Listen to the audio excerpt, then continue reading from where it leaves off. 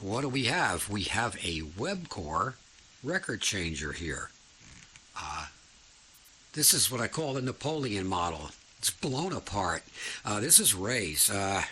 this is this one was in sad shape. It was just neglect, years and years and years of no oil, no maintenance. The chassis pan here has no parts left on it except the new spindle, which I just put on. Everything else has been stripped off it and is now in this box here.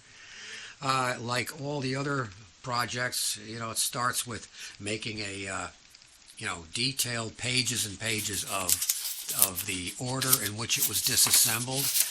Even though it's got a service manual, the service manual doesn't tell you enough of what you need to know. But this had several problems. I'm going to put a better light on. I don't like this light because it's too intense in a very small area. But anyway, it had arm problems, and one of the problems that it has, a basic problem, is the cartridge. Look what somebody put in this for a cartridge. The needle is facing backwards so that it can plow the records. It's, we're not planting crops here. We're trying to play records. They took the old cartridge out, which was a flip over, and just cobbled in a new sort of new cartridge to try to get it to work. You can't even flip it over anymore. So that's going to be changed to a regular type cartridge. It can't be a flip over anymore. They're just obsolete now.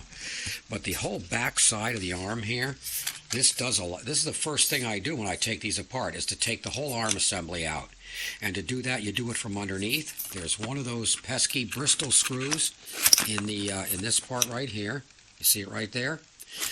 And you have to almost remove it all the way, and then you can take out that whole assembly. And then, as you see, I put the whole thing back together the way it came out, because this is not only the up and down pusher for the arm, the lifter. It's also the indexing to tell it where to land, whether it's a 7-inch, 10-inch, or 12-inch record.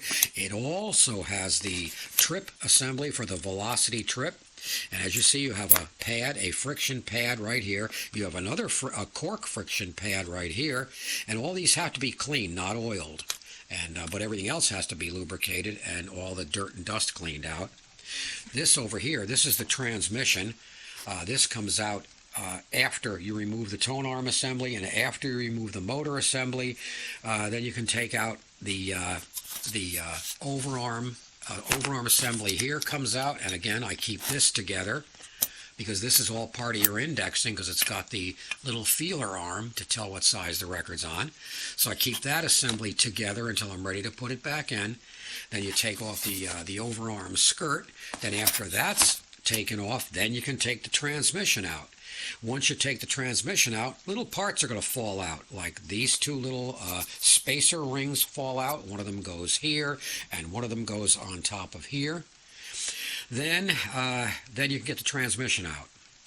On the transmission, you can get a great look of how the velocity trip works. When I take this out here, this little teeter-totter thing here, it's just gravity that makes it work. This arm keeps this trapped and keeps it from engaging in this assembly here until the trip tells it to go. The trip comes over here and hits this, knocks that out of the way, and then it starts the trip. Now, it's called a velocity trip because it won't trip unless the arm makes a sudden inward movement. If it makes a gradual inward movement, like when it's playing a record, then it won't trip. But when it gets to the end of the record and it goes fast, that's when it pushes that off and it engages the notches in the cam wheel here, and it starts the trip action. The motor itself is a standard fare motor. It's a very good quality motor. Webster used very good quality motors. You can see this is no kiddie phono motor. It would not be good for a magnetic cartridge, I don't think, because it's not a shaded pole motor. It's not insulated. Here is another. This is all frozen. This is a speed changing assembly. And that's all got to be taken apart and cleaned. But anyway, that's a look at the extreme exploded view of a Webcor record changer. You'll find these in Magnavox record players, in Webster's own record players. A lot of companies use these right up through, I'd say, the early 60s, and then they just faded away. VM took over, BSR, Gerard. they just went away, and they're very complicated. They're not recommended as your first restoration project by a long shot, but they are repairable. But the only way to repair them successfully is total tear down.